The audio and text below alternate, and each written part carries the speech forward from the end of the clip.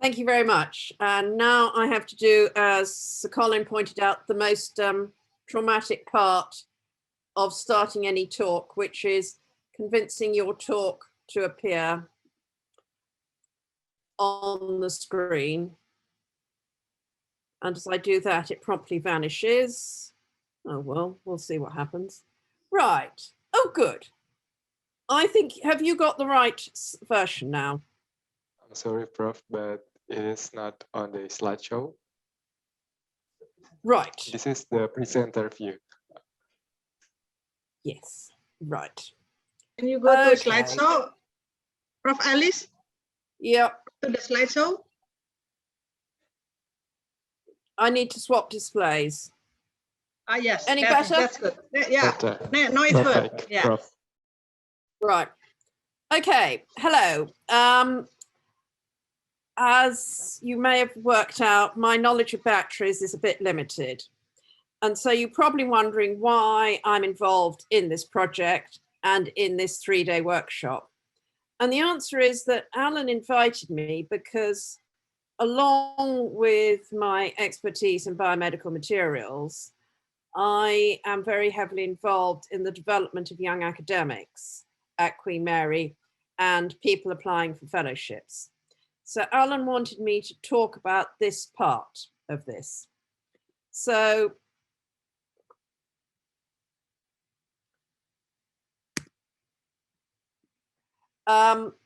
we need to think about where someone's going to go in their life and their career.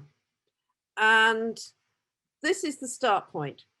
I should also say that another part of my life is that I have been a professor of biomedical materials at the University of Glasgow and should have in May last year run the World Biomaterials Congress in the Scottish Exhibition Campus in Glasgow, which should have been followed 3 months later or 4 months later by the 2020 COP26 in the same conference centre.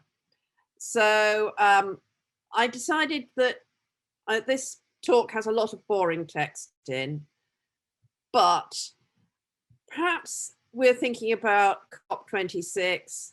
And so some of the slides, some of the pictures that were to be used for the World Biomaterials should appear in my talk. So I've decided you can have some pretty pictures of Scotland, even if you can't get to COP26. Best I can do to offer you COP26. So this is talk I give to the young academics in Queen Mary. So thinking about where someone wants to go in their life, they've got the option of being a postdoc, and that's no teaching, lots of research, but probably not an option to remain there for the rest of your academic career. You can go for technical support, long-term career. You're working with bright and enthusiastic PhD students postdoc, but you're no longer doing your own research. You can go to industry. There you usually get much better paid and see your work applied, but that work can be stopped, changed, redirected at any time. So those that want to stay in academia, how to do it and what does it involve? So here we have the UK academic track. You become a lecturer, senior lecturer, reader, prof. And you can either do this through research and teaching or teaching and scholarship.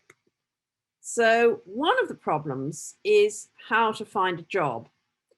One of the considerations is there are many new postdocs, but very few new lectureships per year.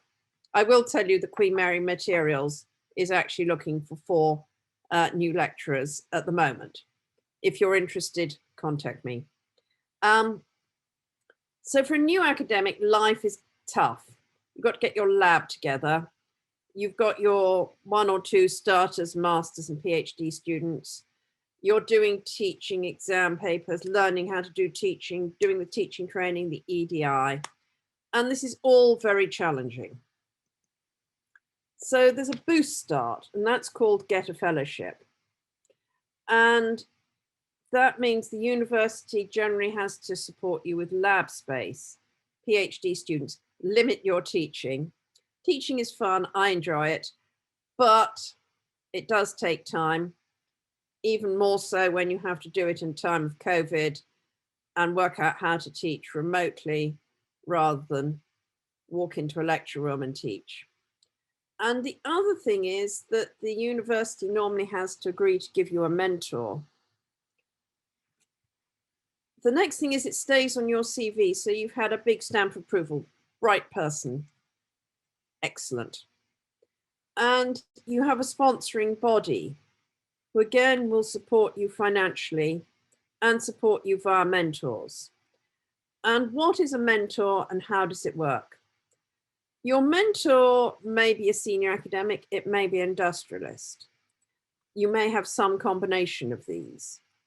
With a bit of luck, you'll probably have two of them. And they're there to support your process as a developing young academic. They provide a sounding board for ideas. They give you career advice on career, life, everything. And a mentor will probably have got through most of the steps you're battling with. And with a bit of luck, will continue to support you informally afterwards. So a mentor, whether or not you get a fellowship, if you're a young academic or even a young industrialist, I would say whether you can get one formally or find one, do it, because it will help you and accelerate your career so much. Now in the UK, we have the research councils, we have charities like the British Heart Foundation, the Wellcome Trust, the mysterious Royal Commission of 1851, the Leverhulme. So the Wellcome and the Leverhulme are actually profits from Victorian companies. The one I'm going to talk, well, the two I'm going to talk to you about are the Marie Curie Individual Fellowships and the Royal Academy of Engineering. So the Marie Curie Fellowships, you will note that I have failed to attempt to pronounce her, her non-married name. And so the objectives of these are to support research careers and foster excellence of research. The postdoctoral fellowships help researchers gain experience in other countries and discover a non-academic sectors. They need to have a PhD degree at the time of application. Now there are two sorts given, the European postdoctoral fellowships and the global. And I'm going to briefly introduce you to both because these will benefit you.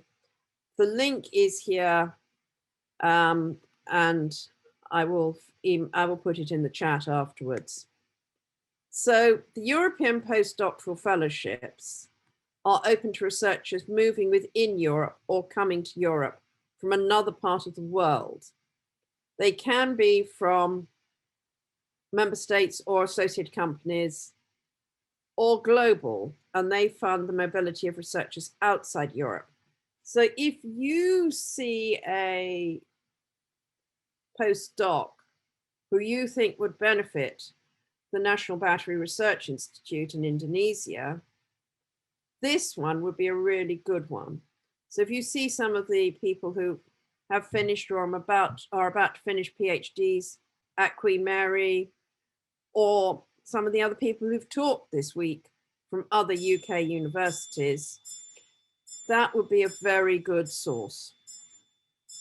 So they provide support in the forms of a living allowance, a mobility allowance, and if necessary, family long-term leave, special needs allowance. So if you've got a single person moving, they will get funded to a lower extent than someone with a spouse and children. So that is factored in. There is funding for research, training and networking activities and management and indirect costs. So it's there, it's well funded. So this is advice from their website. Find out which type of postdoctoral fellowships for the project. Check carefully the requirements. and you're dealing with the European Union, which is bureaucrats in Brussels. They're great for research, but if you don't fill in every form exactly right, it will not be reviewed. And that is a really absolute, it will not happen. So be very, very careful. Don't say, well, it's nearly there, because it's nearly there will be cut. Find the host organization. Well, you potentially at the National Battery Research Institute could be the host. I like the fact that it says, get familiar with the application process. As Alan will also tell you, the Brussels application process is challenging.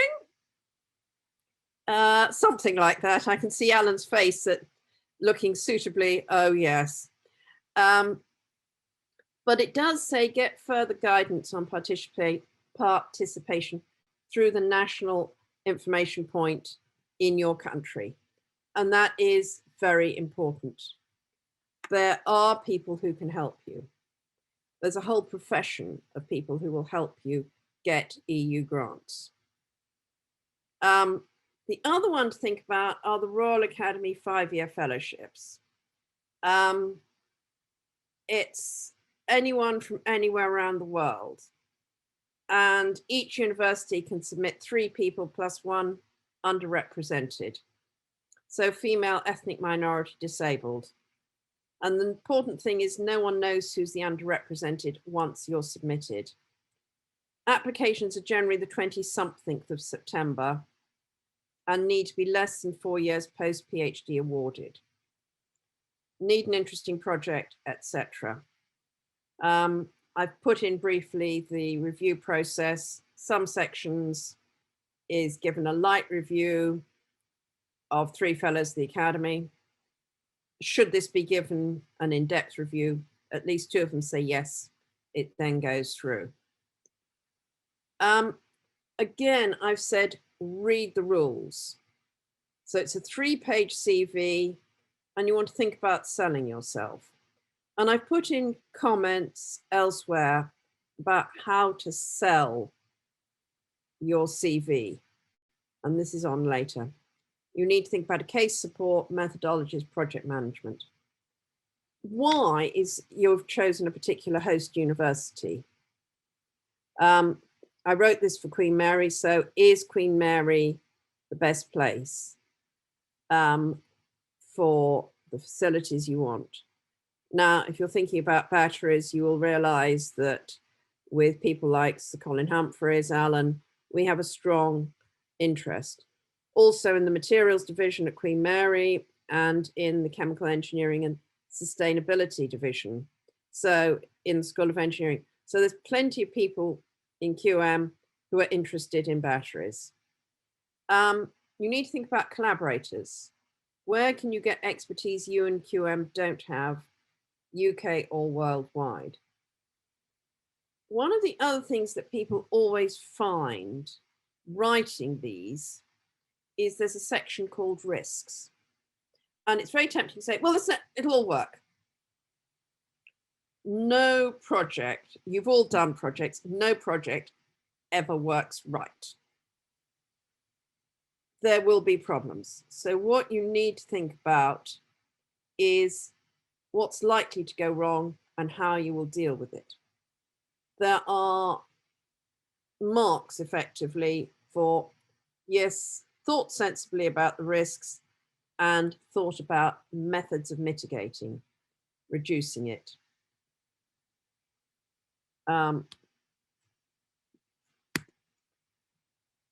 CVs will be needed for anything. And apparently some people write CVs. I've looked at CVs and gone, no. Are you trying to absolutely confuse me? If you're doing anything in Europe, your age, your date of birth, your gender, your marital status, children are not required and are actually thought to be bad. You are being judged on you, not whether you have 2.4 children. Okay? It is you. Many projects may say you need to be so many years post-PhD. Maternity, paternity, and other leave are factored in.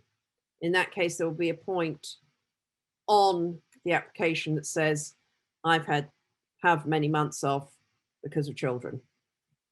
People are inclined to think about, you have an education, degrees you've done, and you've done work.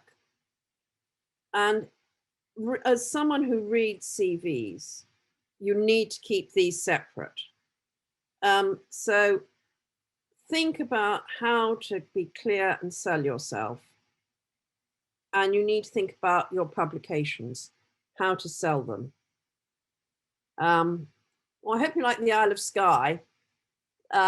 So in today's picture. So it's always good to include the title of your thesis, the name of your supervisor, how well you did in your undergraduate degree, and skills you've developed in your undergrad and PhD. Now, what techniques have you developed? Okay, my thesis titled Design of a Fraction Movement Transducer. It's not really very helpful for telling you what other skills I developed as a PhD student.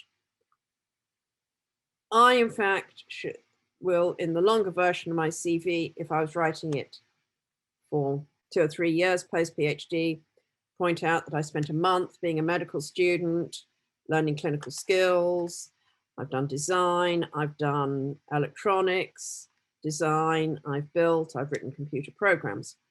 All those were skills in my CV from my thesis that you would not get from that project title.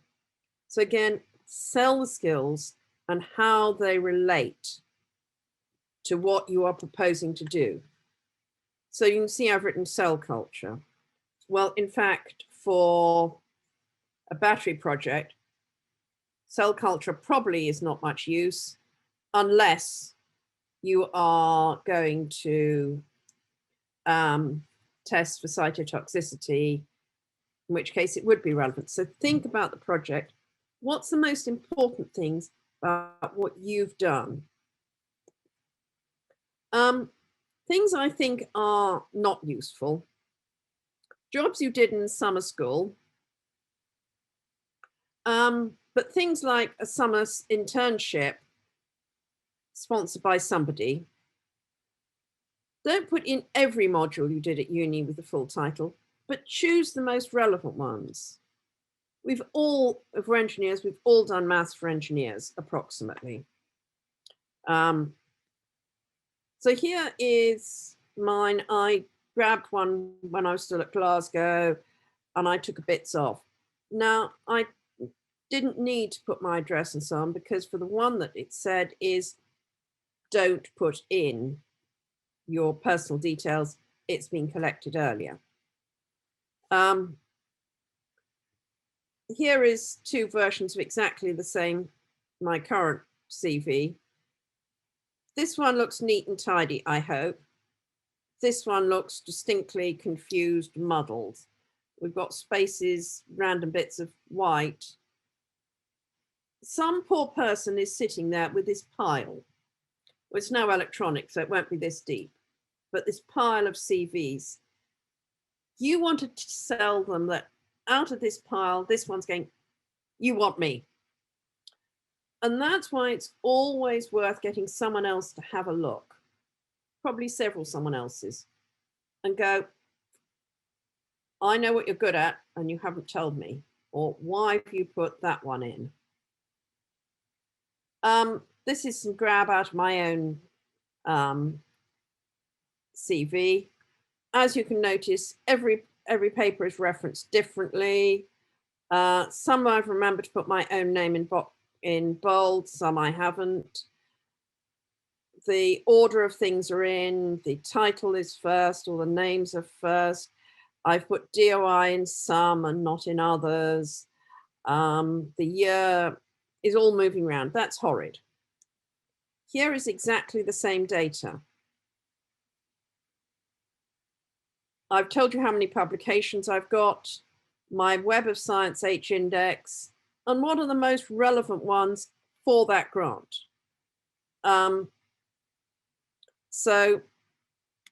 You can see we've got the order. Why does the reader want to know where you are in the list of authors? If you're first author, that would indicate you've done most of the work. If you're last author, you're indicating you probably supervised the project. And that actually does make it an importance. Are you the person that was getting on, or here, this one I've marked, I'm right in the middle, and this is a big project. And I'm somewhere in the middle. So in fact, my contribution, Aremius from Latvia did all the animal implantation. He developed the model. He did all the surgery. Deepak assisted and made the material and was responsible for material. My contribution was breaking rat bones and generally helping with the writing. So I'm there. So in fact, my input to this project is not much. The paper before with my PhD student is he and I wrote that paper. My input into that paper will be substantially higher. Okay. Presenting publications, good practice. You will notice this one is actually in the reverse order because I'm going from, oh no, I've now got it the right way around, 2019 to 2018. Newest first. You want to put your author's name first, the names of the authors before you get to the publications list. It sounds terribly dull, terribly boring, but that one, how easily can you see where I was either first or last author? This one, it's immediately more obvious. Put your name in bold so your reader can find. It's a good idea to put the number of times each paper has been cited. Is it a paper that is so wonderful that it's had a worldwide influence because 50 or 100 or 200 people have cited it? Or is it so obscure that nobody has ever looked at it? It's a really good idea to include the DOI, as that labels electronic access, and indicate which are the most exciting, important, relevant to the project. And again, I would always say, tailor your CV to the project, tailor your publications in terms of which are the most important, relevant to the project for which you are applying. Okay, so that's my talk. Quickly through. I'm now going questions. Shall I stop screen sharing? Can I just make a comment to the Indonesian audience? So the career structure in Indonesia is quite different from the career structure in the UK. So in Indonesia, you tend to already have jobs and then do PhDs sometime into your career and then move back to your jobs after a PhD. Whereas in the UK, you tend to do PhDs directly after your bachelor's or your master's degree, and then use that to go into a career. And so the fellowship opportunities that that Liz has just talked about, I think are usually related to however many years post PhD. So if you are, mid-30s, for example, because you've had 10 years of experience of working, and then you decide to do a PhD, there should be no barrier, at least in most of the schemes, the fellowship schemes, for you to then do 2, 3, 4 years of employed work overseas as a fellowship, and then move back to Indonesia if that's what you wish. Just so that it's clear that when we say postdocs. Absolutely, Alan. Yeah, when we say postdocs, the career path is usually master's or bachelor's, followed by PhD immediately, followed by this mythical beast called a postdoc, which gives you 3 to 5 years of research experience in different laboratories. It's usually short-term contracts of 2 or 3 years, and you usually have 2 or 3 of them. And then you do this other mythical beast called fellowship, which then gets you into academia. Another route is early career fellowship, and I had one of these. It's called the Royal Commission for 1851. So in fact, Liz mentioned it. They are a little bit odd. I had one soon after my PhD. So that's another route that you can go into academia in the UK, is an early career fellowship. Each of the fellowships that Liz listed, and there are dozens of them, there are more than she listed, they each have different rules and regulations. And so I cannot stress enough, as Liz said many times, always read the instructions, always read the instructions. And if you're unsure, but you do know that you want to move to a particular group or move to a particular country, and get in contact with Liz, myself, or anyone else that is in the country that you want to work in, and we will help you, because it's navigating this is so hard. And I think it's fantastic that Liz has given us an overview of early career opportunities in the UK, but there's no way that she could do a comprehensive everything, because firstly, it's so complicated that you couldn't cover it in the slot that she had. And secondly, the take-home message wouldn't be taken home, which is, here are some examples, here are the things you need to think about, come and talk to us. So now over to any questions that people may have, and I'm sorry to interrupt, but I thought I would just make it clear to everybody just that the— Alan, that was great, because you know the Indonesian academic route so much better than I do. So that was really useful. And I will tell you that I have 2 hours blocked out tomorrow morning to select the 4 Queen Mary nominees for this year's Royal Academy fellowships. Wow. Good job.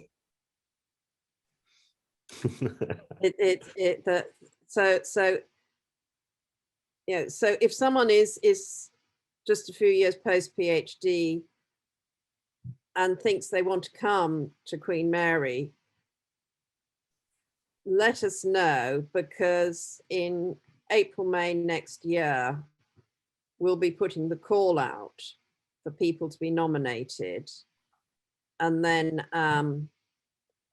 they put in part of their application, we look at it, and then we choose the 4. So that gave everyone a bit more time to think of some questions. So are there any questions from the people here that Liz, yeah, I want to ask, thank you for, I think this inspiring for the early career researcher to apply to one of our young researcher already in Queen Mary with Alan. Yes, so I hope more Indonesian to come there, join. I think she's in the room. Yeah, the question is, well, your over is all for the postdoctoral, but do you have some for the master or PhD program? Right. As Alan said, in Europe, generally you do your undergraduate degree, maybe a master's, and then PhD. So it's a run through your academic steps, which is unusual in other parts of the world. But therefore, most of them are written that way. 1 or 2 are written as X years post PhD or equivalent industrial experience. So someone who's gone and done a major research job in industry, but again, it's look at the rules, because some of them, the Royal Academy expects a PhD, end of discussion. I think the 1851, the Commission of 1851, the Commission of 1851 is the profits from the Great Exhibition of 1851 in Hyde Park. And it's the profits from, as you can gather, 170 years ago, and it's still funding research, which is incredibly impressive. But that may be one of the ones that says X years post PhD or equivalent industrial experience. And so if someone has been working, that would be considered equivalent. In certain ones, read the rules. And then if it comes to PhD scholarships in university, like Ava has, I think she's in the room somewhere, then it all comes down to the individual academic. There aren't any at the moment. I'm not aware of any specific schemes involving Indonesia. So we have specific schemes whereby we get funding for Chinese PhD students. We get funding for Pakistani PhD students. There are also limited, but nonetheless present, funding for ex-Commonwealth students, which I don't think Indonesia is. It might be a third of the globe, but unfortunately Indonesia is not in that third. So I am not aware of any specific country scholarship programs for masters or PhD students between Indonesia and the UK. However, there are scholarships available individually for individual academics, and those are usually advertised on places like jobs.ac.uk and a Euraccess website, which I can post into the chat in a few minutes once I've had to Google it. And that's where a member of staff about Euraccess. Yeah, I'll post that on there. Euraccess that's where PhD funded places like integrated training networks, which are European-wide projects, are looking for, and there may well be some in the battery process. In fact, I applied for that would actually enable someone to do a PhD. So I'm going to put the website into the chat. So this is a good place to search if you're interested in going to Europe or the UK. Another place to look is here. I'm going to put this here into the chat as well. And then when it comes to scholarships, it really does come down to specific proposals or projects that have been funded. Some will have nationality restrictions and some will not have nationality restrictions. The one that Ava is funded on had no nationality restrictions, so I was able to use it for an Indonesian. Other projects have nationality restrictions on the PhD funding, and it really does come down to who pays the bill, what their rules and regulations are. So unfortunately, like I say, there aren't any specific country PhD funding schemes. I mean, it would be fantastic if we could get one. Maybe that's something the NBRI could work on with its links into government. So yeah, we should think about that, and then NBRI can become also as select. We do the assessment, yes, yeah, assessment and collaborating and looking for the budget. Yes, that's funding. Indonesia also, there's from the Ministry of Finance. They provide also some scholarship for abroad, yeah, for abroad and for inside. I think, but the most important, they have to be accepted first in the top 50 university in the world. I hope that Queen Mary one of them, and then so once they accepted, then yeah, they will also give the scholarship. Yeah, they call LPDP. Yeah, I think yeah, many ways to do, but the most important, we have to do collaboration, and then what they need also the like recommendation, yes, like acceptance. Yeah, I think Alan, we think, yeah, yeah, with you, Alice, yeah, we should find out, okay, to have more young generation, yes, to go abroad. I think many ways, yes. So there's now 3 websites in the chat if anybody wants to see which lists opportunities in the UK. They're fairly comprehensive. Not everything is there, but it's a good place to start. There are also other opportunities that won't be there, that will be where you have to apply for money yourself, and that's where Liz and I would help you, or anybody else in Queen Mary. Okay. So are there any other questions? I guess we now move on to the final part of the day, which is the Thank you. ceremony.